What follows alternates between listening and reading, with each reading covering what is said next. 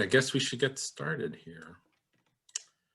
So good afternoon. Welcome to a discussion hosted by the Chinese American Museum, DC, about the new book, Honor and Duty, by Samantha Chang. I'm David Uy, Executive Director. We are a new museum in development in Washington, DC, about the Chinese American history, culture, and all things Chinese American. We're also about making sure that stories and voices of Chinese Americans are heard. So this book is one of the most comprehensive roll calls of documenting Chinese in America that served our country in World War II. And its timing, not by coincidence, is paired with the 75th anniversary of the war and the recent Congressional Gold Medal approved and moving forward for Chinese servicemen and women. So let me, so today we are pleased to be joined by the book's chief author, Samantha Cheng, and the past National Director of the American Legion, Fang Wong, veteran and Commander U.S. Navy retired Evelyn Moy, and our moderator, Janelle Wong. Janelle Wong is Professor of American Studies and a core faculty member in the Asian American Studies program at the University of Maryland. Prior to this role, Janelle was on the faculty at the University of Southern California.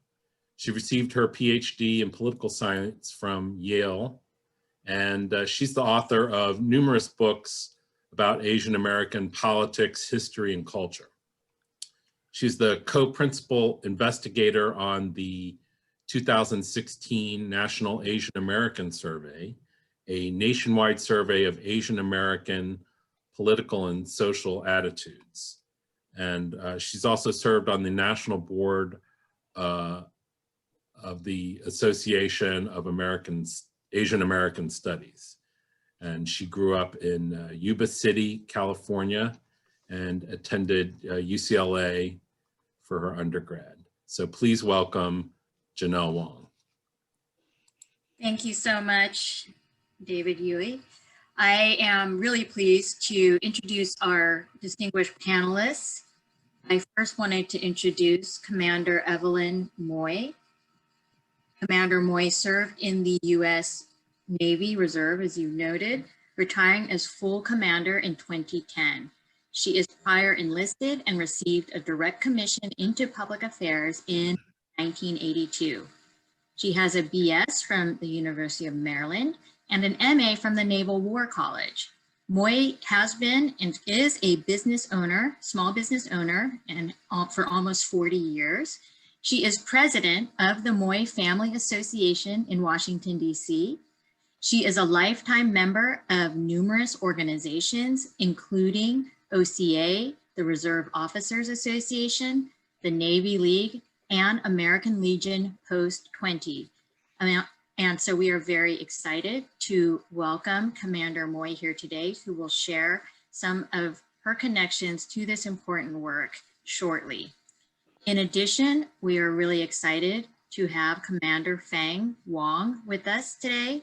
Commander Wong was born in Canton, China, and immigrated to the United States in November 1960 at the age of 12. He has been a naturalized citizen since January 1963. In addition to his Vietnam service, he also served tours of duty in Germany, Korea, and several stateside military bases.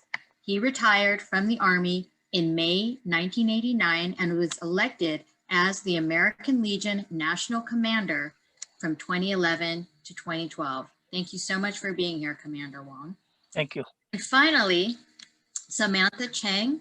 Samantha Cheng is an experienced journalist and a very active documentarian.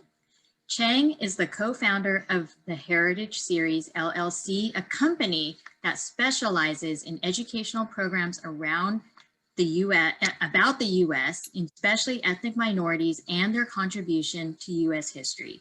She is the author of the book we will be discussing here today, Honor and Duty, the Chinese American World War II Veterans. So we're actually going to kick it off with Samantha Cheng. And let me just ask you a question, Samantha. What inspired you to initiate and undertake this project? And can you speak to some of the major challenges and the impact that you hope to have out in the world? Okay, so thank you, Janelle, and thank you to all my panelists for participating. And thank you to David and to Penny, the Yaos, for organizing and hosting this event.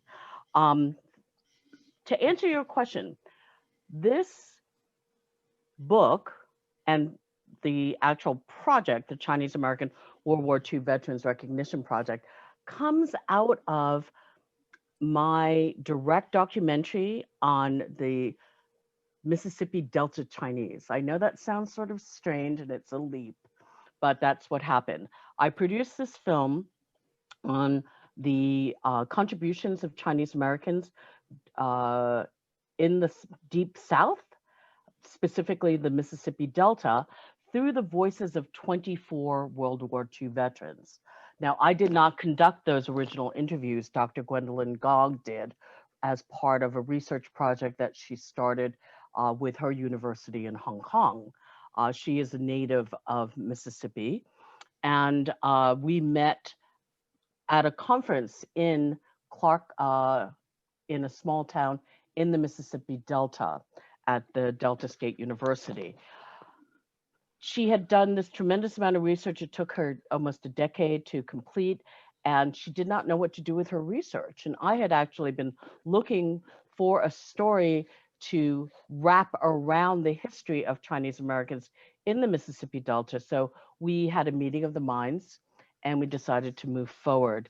When I finished the film, I learned that the Chinese and Chinese Americans who served in World War II had never been recognized for their service, mind you, honored for their service.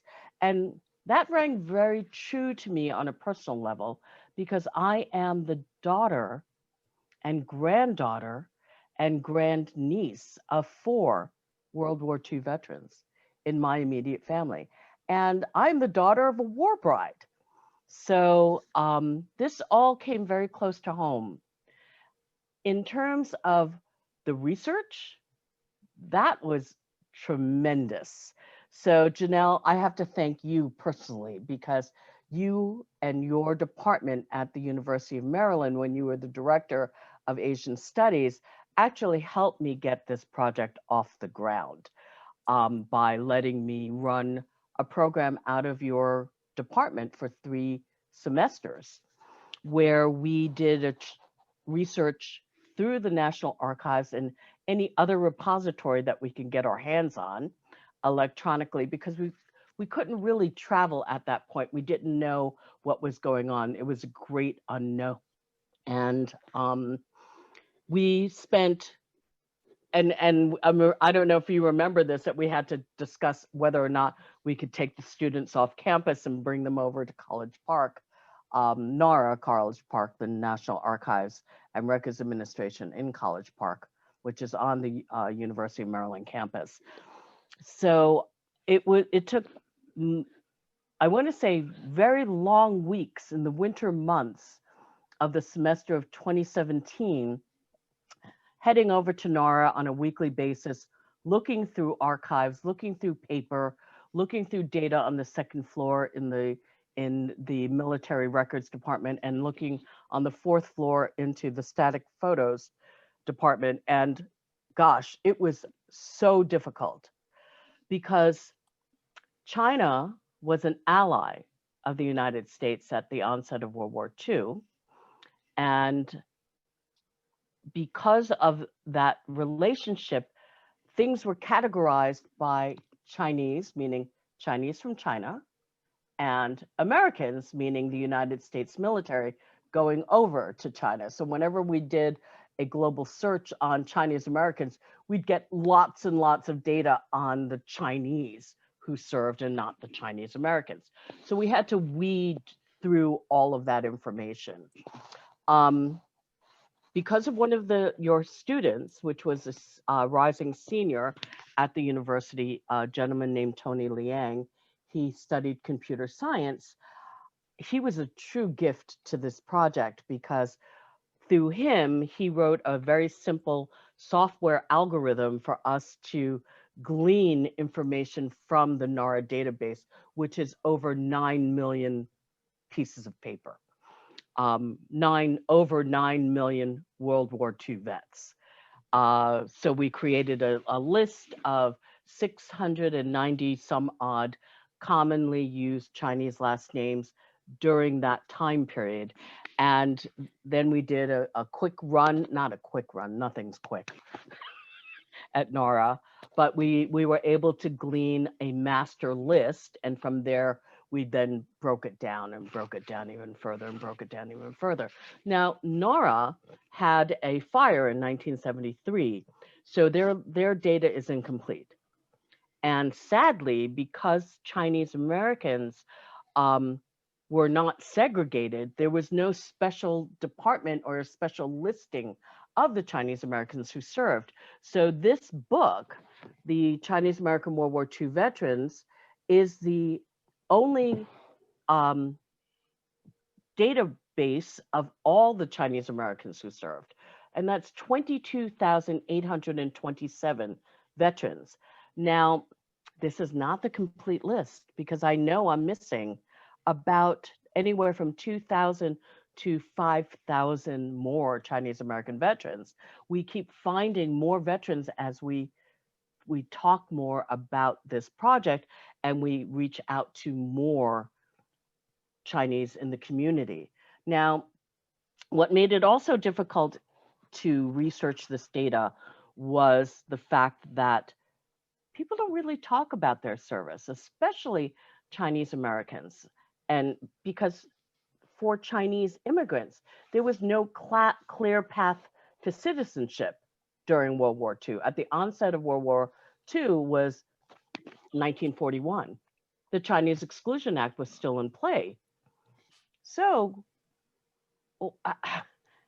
how do you gauge? How do you factor all of this in? How do you encourage people to enlist? But the Chinese immigrants and the Chinese Americans enlisted in droves. Hundreds upon hundreds of Chinese Americans enlisted.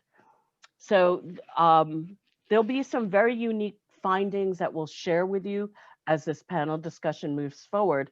I don't want to occupy all of this conversation because I can easily do this, but I'll throw it back to you, Janelle. And I would love to share as much of this information with the public as I can. So we are getting some questions, and I just wanted to let you answer this question. Who's the publisher of this book? Somebody asked. Okay, so the publisher of this book is the Heritage Series. The Heritage Series is an educational organization that started to create programs on U.S. and ethnic minority cultures. It's a mature organization. It's over 20 some odd years old.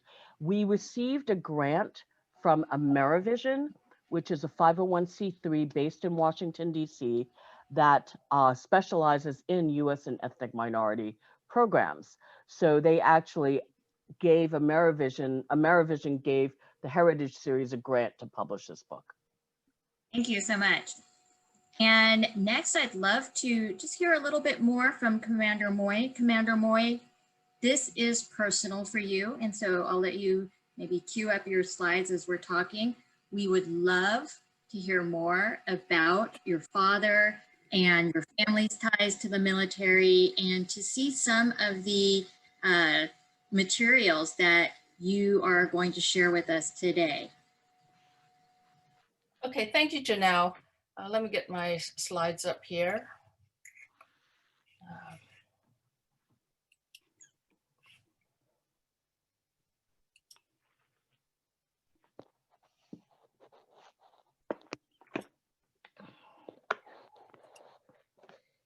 Okay, let's see. It says only the host can share. David, can I get a share on here? We can see your slides, Commander Oh, Moore. we can? So go ahead and just, Okay, very good. Okay, let me just,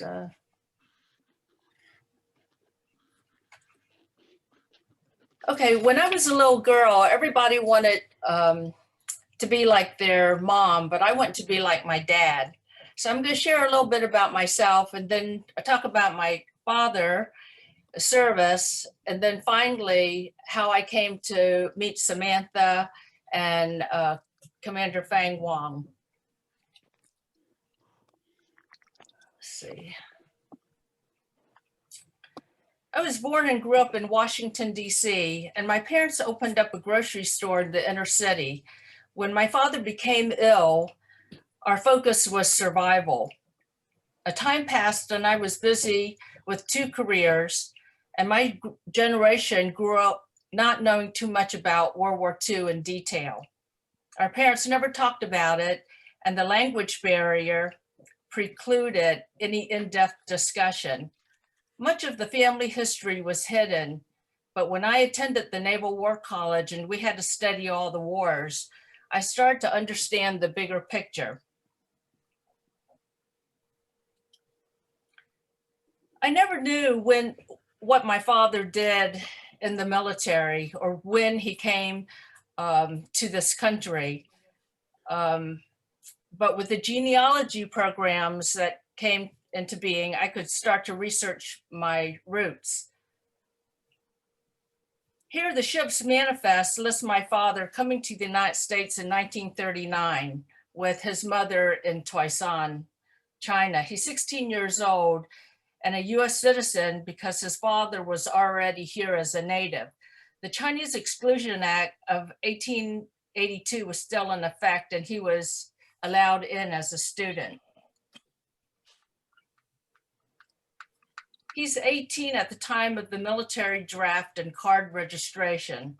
Being the baby of the family, it's a good possibility his family wanted him to stay close at home, and he was stationed at the US Coast Guard training station at Curtis Bay in Baltimore, Maryland. On the onset of World War II, the Coast Guard Yard was the premier shipyard repairing ships and boats for the Coast Guard. There were over 3,100 civilians that worked there. And at the training station or boot camp, my father was assigned to duty as a steward's mate. The Coast Guard was part of the Navy, so they used their training manuals.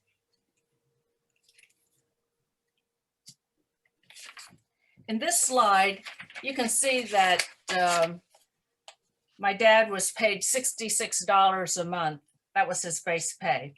But the steward's branch was responsible for feeding and serving the officers.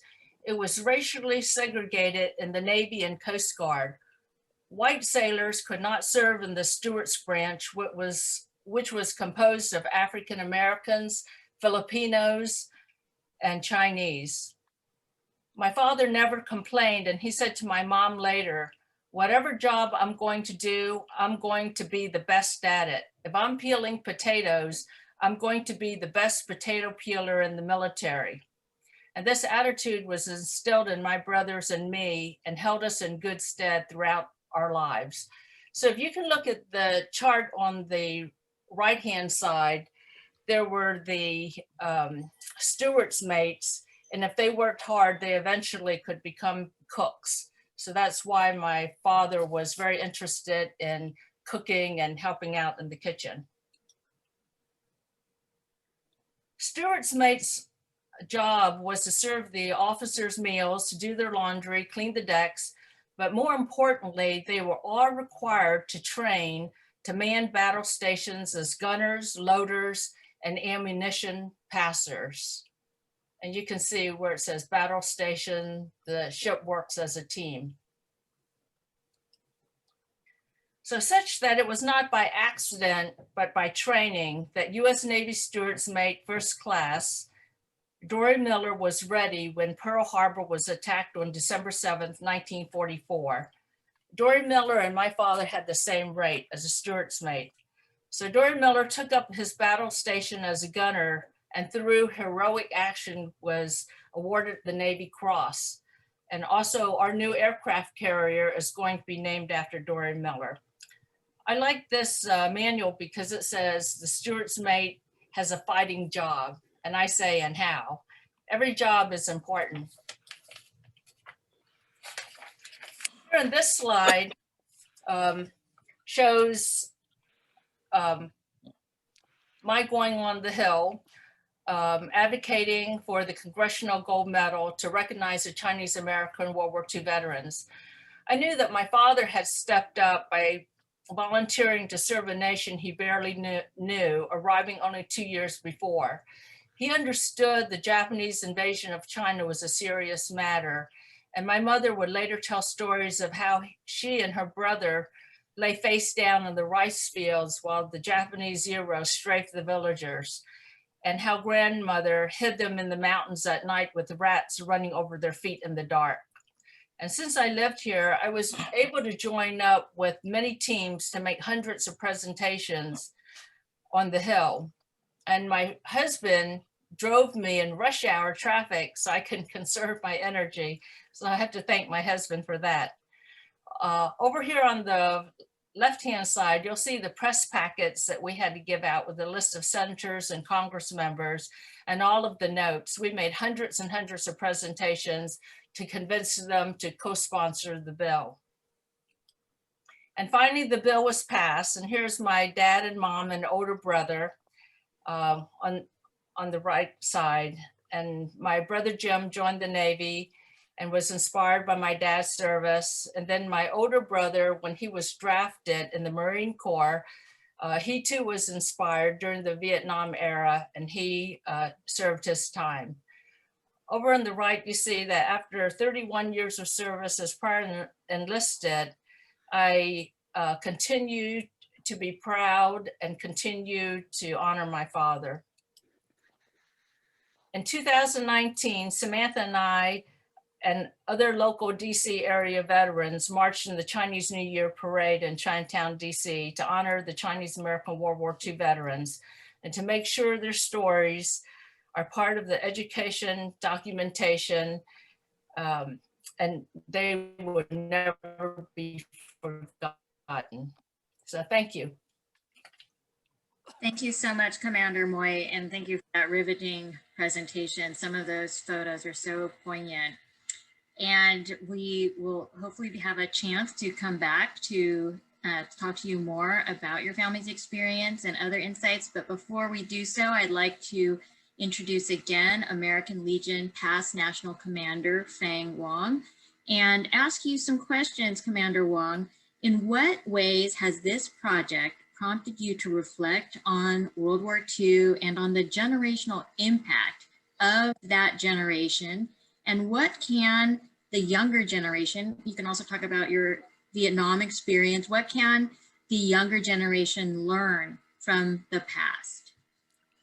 Well, it's very interesting, as you mentioned earlier, that I came to the United States when I was 12 years old, not knowing any English. Then a couple of years later, while I was attending Chinese school after the regular school, doing graduation one year, this tall gentleman with the funny looking uniform show up, and he honored the top graduate, the classes, with a check and a medal. Of course, at that time, I have no clue what this is all about, but I was very happy that I got the check because the check's enough to pay for the tuition for the following semester. Later, I make it a point to study, who are that gentleman, what's he doing? Find out that he's from the American Legion, Lieutenant Kim Lao Post 1291, right on Canal Street. So I said, I like the style that they encourage people to keep up with our heritage of studying Chinese and all that. So I probably want to join them one of this days, not knowing that in order to join them, you have to earn the eligibility, that is to serve. And that's when Vietnam War was going on. And as a little kid, you get excited. If I need to join, I need to join. So when I became eligible to sign up, I went and served in Vietnam a couple years. after that, I happened to like the military, so I stayed for the full 20-year career. Came back after my retirement. First opportunity I have is to join the American Legion, because that particular American Legion is made up at that time over 600 Chinese American veterans. And back in the 80s, there's still like over 200 some odd of World War II veterans still alive. So I joined the American Legion. I get to talk to them a little bit, understanding what's going on. Then it dawned on me that they are the person that actually started all the Chinatowns throughout the United States. When they joined back in the 1940s, there's hardly any activities outside of the Chinatown. It's a bachelor society, no wife, no kid. By virtue of them joining the war effort, eventually we got the Chinese Exclusion Act repealed, and then they opened up, like Samantha was talking about, all the war brides were coming. And overnight, Chinatown changed from a black, dark, bachelor society into a very, very active life with young kids, young wife, and they're building the community. And because the Chinese American veterans coming all over the country, so each one of them go back to their own community, they're doing the same things. And that's why overnight, all of a sudden, the communities start growing. And by the time it hits me in the early 60s, the gentlemen from World War II, basically, a lot of them had retired, but they may be retiring from their job, but they're not retired from the service to the community by virtue of the scholarship program that they established, that they come to the school and honor young kids like myself.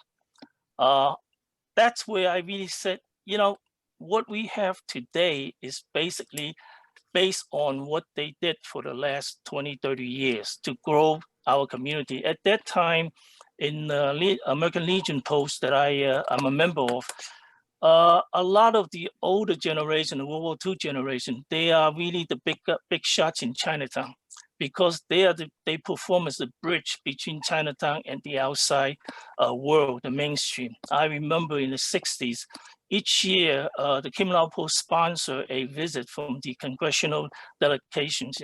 You might get over 100 senators, congressmen.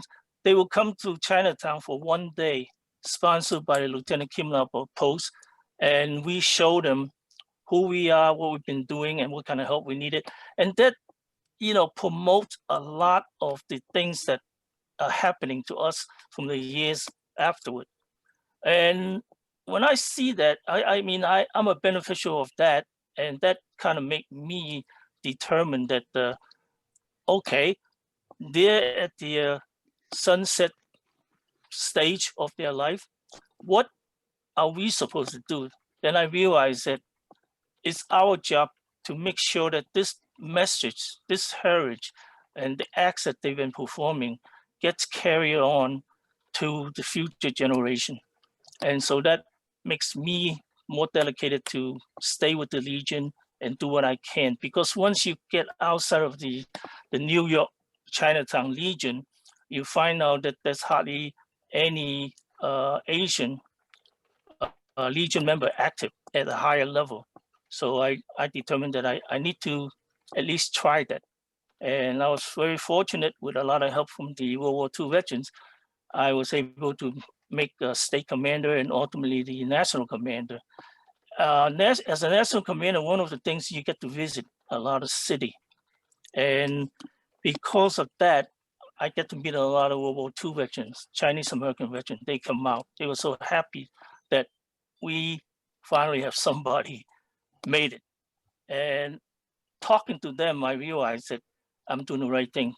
The key about this whole thing is that the younger generation, the next generation, they need to realize that that's our heritage, that's our roots, and they need to treasure the acts or the works that put in and carry it on to continue expand the Chinese American communities in the United States.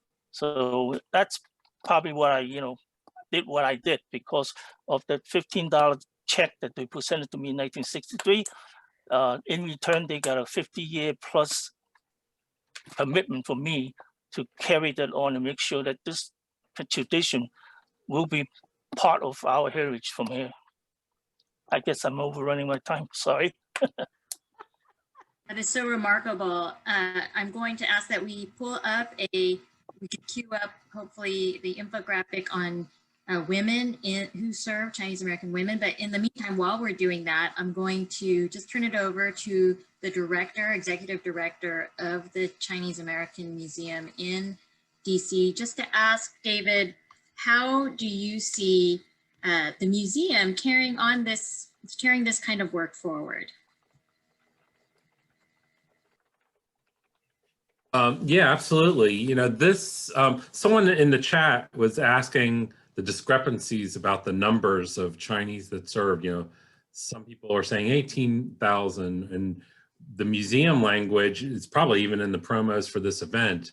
We say nearly 20,000. Well, that really illustrates how important this body of work is for better informing the people that are tasked with talking about these kinds of topics out there. Because we, as a new museum, we're developing the permanent sections of our building and our programs. And one distinct area is service to country. And we really feel like it's important to talk about people that have served since the Civil War, surprising to many people, served our nation. And, you know, not only should they be recognized, but that history should be preserved and expanded on. So, you know, to answer that person's question, that the discrepancies in the numbers is really telltale of how this has been a very underrepresented part of history, underrepresented part of military history as well. So Janelle, it's Samantha Chang speaking. I could also speak a little bit to the discrepancy or the fluctuation of numbers, because that's partially my fault, okay? When we first started this project, December of 2016, and when we actually jumped in feet first in January of 2017, we had a wonderful advisor named Dr. K. Scott Wong from the University of Williams College in Massachusetts. And he wrote a book called Americans First. And he spoke on a very personal level about his father's service in World War II in the Army Air Corps. And based on his study and research, the initial number was 12,000 Chinese American World War II vets. Being that he was an advisor to the project, that was the number we used. As we moved forward in developing the program and doing more conclusive research, the numbers kept going up exponentially. It jumped from 12 to 15,000, then from 15 to 18,000, from 18 to 20,000, and the final number of 22,827 World War II vets is very significant. Now, to answer someone's question from the chat, all of these veterans have been verified. Their service records have been secured. Their service to this country has been verified and cross-referenced with our primary source material, as well as any other supporting documentation that we could have obtained. So let me make it perfectly clear. The 22,827 World War II vets mentioned in this book, in its roll call, the main roll call, as well as the disparate data set roll call, every service member has been verified. terrific. Hope that answers everyone's question. I have that Thank you. slide for women veterans. Okay, that would be great. Let's see. Someone asked a question about Asian American women who served in World War II. This is a great slide, and this was a really interesting outcome. So we made some very incredible discoveries during this process, and our data indicates that there were 61 Chinese women who served in World War II. Now, they mostly served in the Women's Army Corps, which is part of the U.S. Army. But we also had two women of great distinction who served as WASPs, which is the Women's Air Service Pilots that served under the Army Air Corps. The Air Force was not created yet. So everyone remember that, boys and girls. The Air Force did not come into play until after World War II. These two women, Hazel Ying Lee from Oregon and Margaret Maggie G from Oakland, were both air service pilots.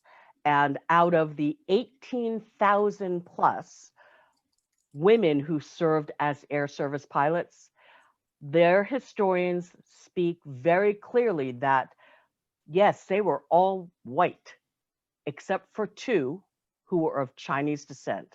So for me as a broadcast journalist doing research into this type of data, it was quite exciting to hear an actual historian from Georgia speak to the two Chinese women who served in the WASPs. So you can see from here that we have the breakdown of the data. And I do want to point out that under branch, you'll see in the lower right-hand side of this slide, it indicates only one Air Force service pilot. That is incorrect.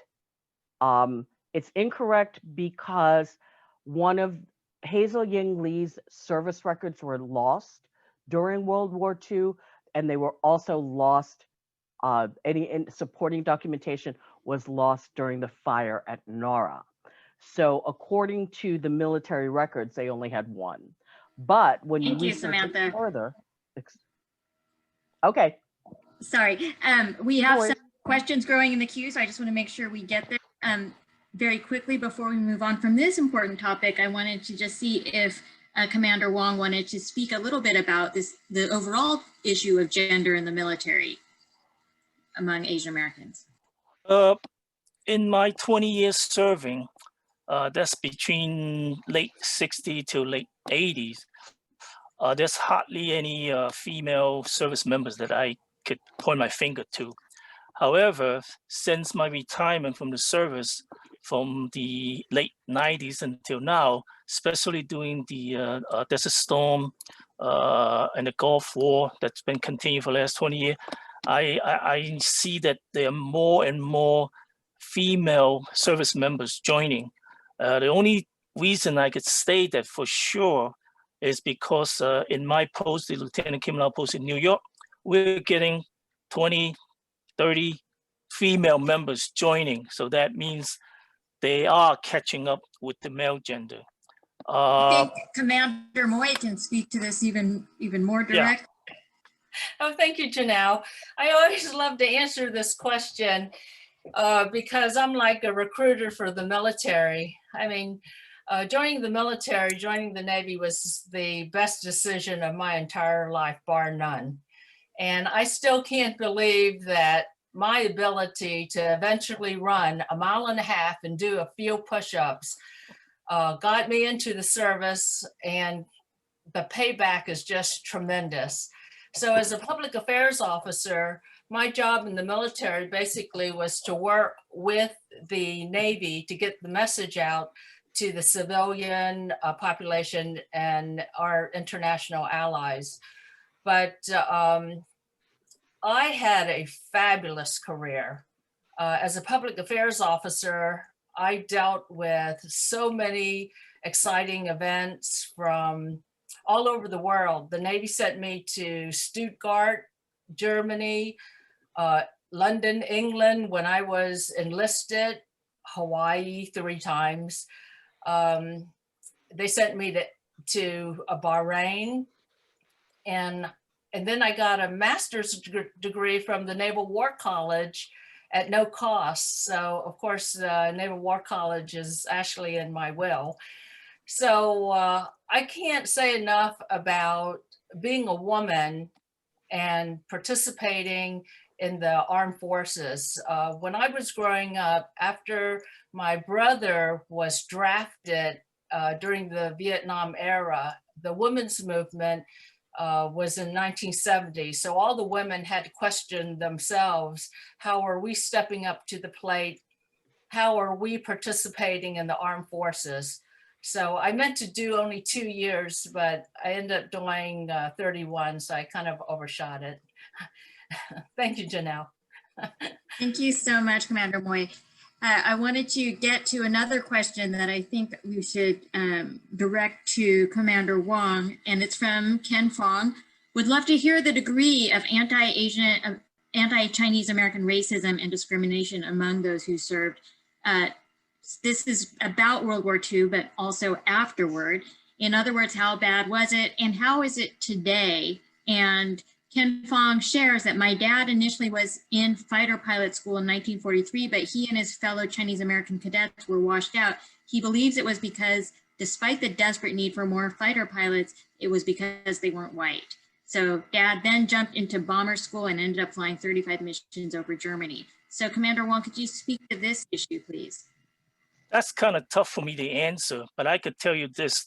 With my association of the World War II veterans in my post, those that I have the fortunate experience of dealing and talking to them, I never sensed that they experience any discrimination. But then if you think about it, partly it's because most of the folks that I associate with in my post, they belong to the 14th Air Force group. And that's the only group that we know of that they group all the Chinese Americans together and send them to the Yunnan and the Sichuan province during the war. So therefore they feel like they're like back home. They speak the native Toisan language, and they're just having a good time of serving the war, try to do something for their motherland and also for the United States of America. So in that sense, I don't sense any negative comments that they're being discriminated. However, I'm pretty sure that in the other theaters, there's ought to be, because you will find Chinese American soldiers far in between of thousands and thousands of other ethnic groups. So I'm pretty sure that happens. Personally, I don't sense that happens with the 14th Air Force. All right. And in Vietnam, I'm the only one. Therefore, I don't feel anybody intentionally make some negative remarks or anything. You sort of expect that, even back in the 60s, young men yelling at each other, and you come out with some words that are not prohibited, that were prohibited now. That's common. It's you need to be able to take it, and you need to be able to dish it out, and that's a common agreement among the groups. Same thing in Chinatown growing up. You could call me anything you want. Just make sure that you still smile when I call back for whatever you consider as being derogatory. We're not that sensitive, let's put it this way. So Samantha, there are some questions about the records here. In which branch were most Chinese Americans serving? And also a question about who exactly is covered beyond veterans in this book. Can you speak to either of those questions? Oh, absolutely. So David has a slide of the branch of service that was that these World War II veterans served in. Hands down, majority was the Army, without a doubt. Was Army, then Army Air Corps. We had little representation in the Marines, we had little representation in the Navy, and we had little representation in the Marine Corps.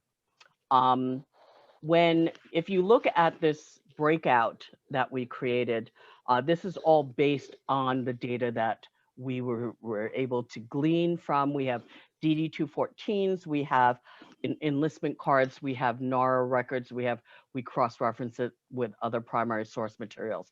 But Army wins hands down. Then we have Air Corps, we have Navy is our second.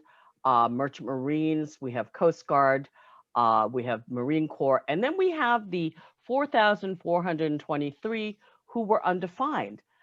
They were undefined in their service records. That doesn't mean that they didn't serve. We just don't know which branch of the Army or which branch of the military they served. But speaking with our historian, Frank Shire, he firmly believes that the undefined Chinese Americans who's in this data most likely served for the Army and or Army Air Corps. Thank you so much. So- There's also a question about who was captured in your book, including, is it just veterans or those who might have died overseas? Oh, well, if they died overseas, they're still a veteran. So a veteran is a veteran is a veteran. If they served in their military service, they are a veteran and they are recognized thereof. But we work closely with the American Battlements Commission, and we reviewed all the tombstones and their data, supporting data from that we can gain access to. So we believe that we have all the Gold Star families, veterans in this book who died in service. We do not mention whether or not they were killed in action or KIA or MIA because we felt that that was very personal data, and we wanted to leave that up to the family to disclose or not disclose. But everyone is represented. Thank you. I want to throw this back to Commander Moy, and just to follow up on your experiences with perhaps anti-Asian racism or anti-Chinese racism. What are your thoughts on that question? Oh, thank you, Janelle. Especially in this climate, a lot of people are a little hesitant about joining the military, but I echo Commander Wong's sentiments there. A lot of us in the military, we say we really don't care what color, creed, or where you came from. The bottom line is competence. If you can do the job, you're in. And so there's such a strong bonding from the past to the present to the future. And wherever I go, even in airports, I'll meet veterans and we'll hug each other, and the families will just turn to each other and say, "Do you know her?" Or say to me, "Do you know him?" And I always laugh and say, "No, we're brothers and sisters in the armed forces." So I highly recommend it. And I think that when you join the service, it has so much to offer, and that you watch your brother and sisters back and they watch yours. So in terms of racism, in the 31 years of service as an enlisted and officer, I have to honestly say that I didn't feel any racism, but I hope that for the younger generation, I hope that they see the broad horizon and see the opportunities that the military really has to offer. Thank you, Janelle. Sure. So we have a couple more questions, but I wanted to answer one question about, again, who's represented in this research. And Samantha Chang has noted that both the State National Guard Service personnel are represented, as well as the U.S. Merchant Marines. So thank you for that question to our audience. There's another question, and it's pretty specific, and it's about the panelists' familiarity with a U.S. Navy unit in World War II called SACO, the Sino-American Cooperation Organization, a secret land naval unit operating in occupied China. And can you speak to this particular unit?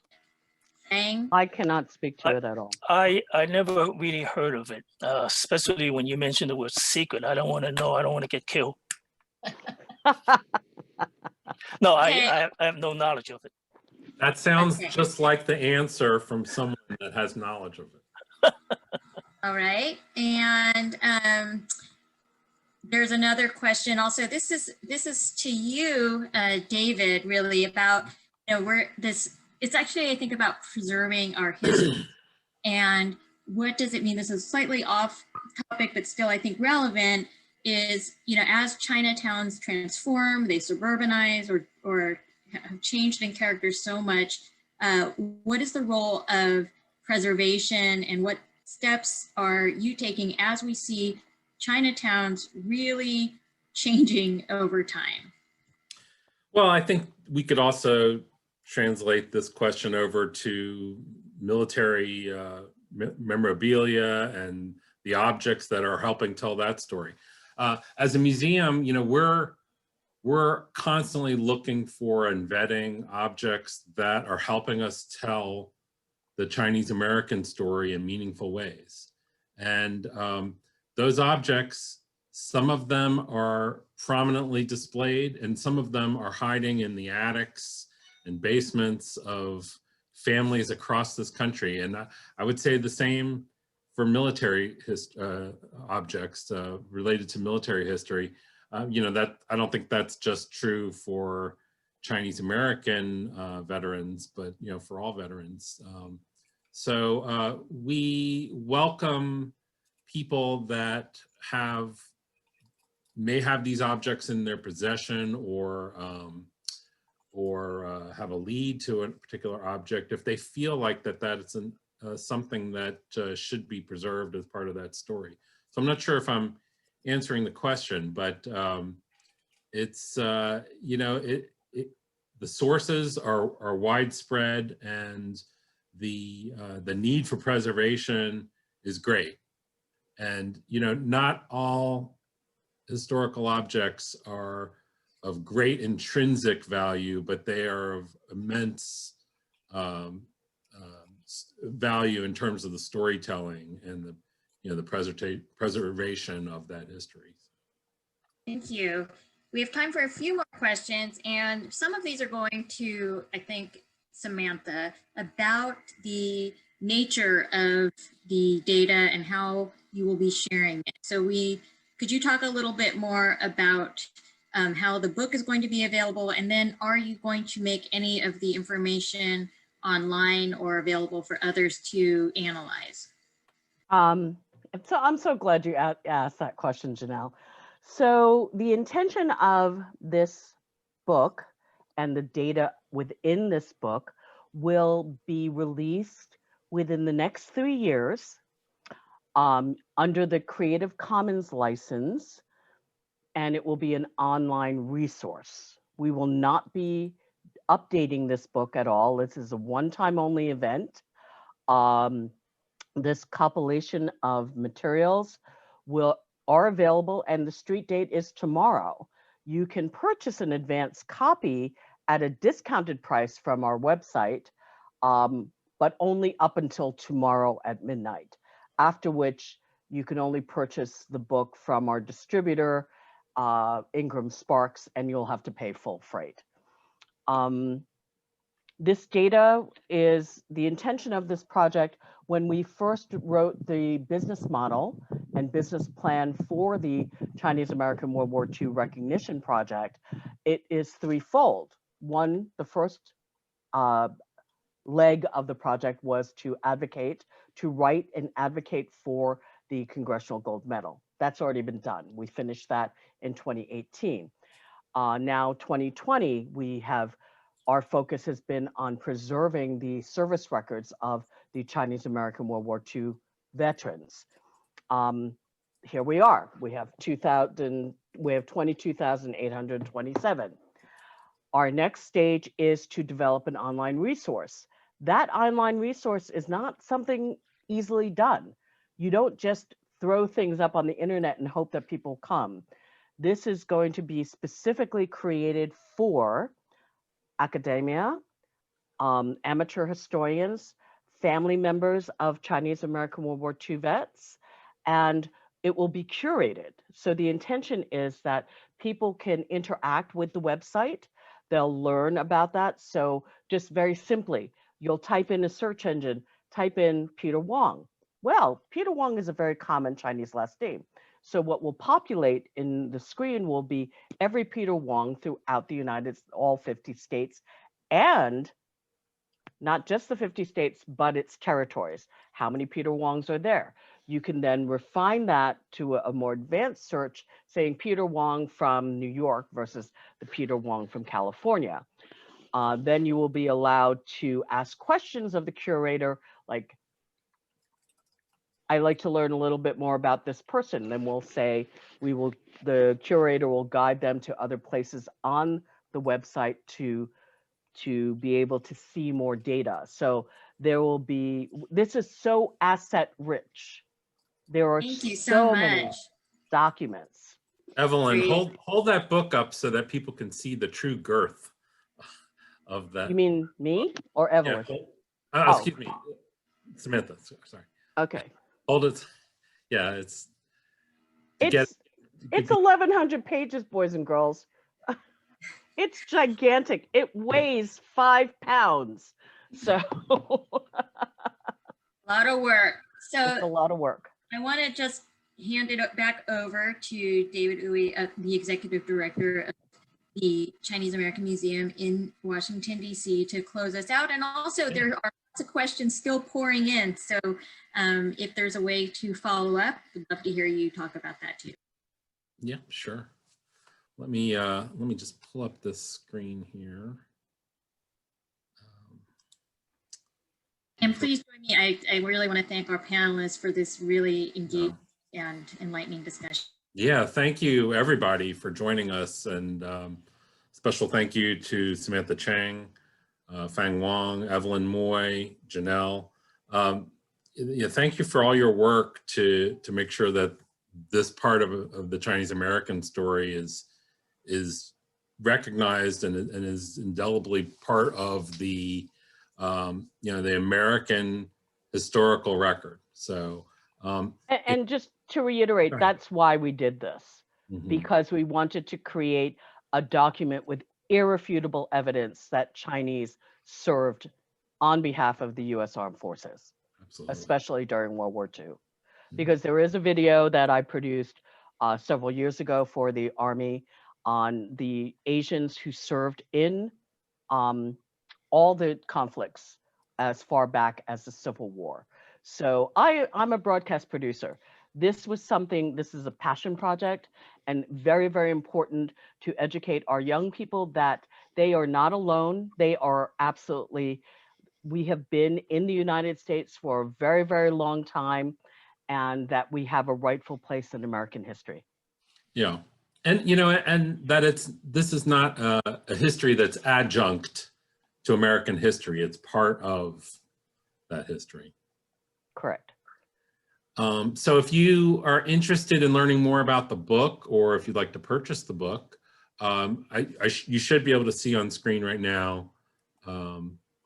Samantha, explain the sort of white paper and DVD that's along there. That's also part of. Yes. So Honor and Duty, the Mississippi Delta Chinese, is the 3-part series that aired on PBS on where we used 24 Chinese American World War II vets to speak on how the Chinese came to the United States and then ended up in Mississippi.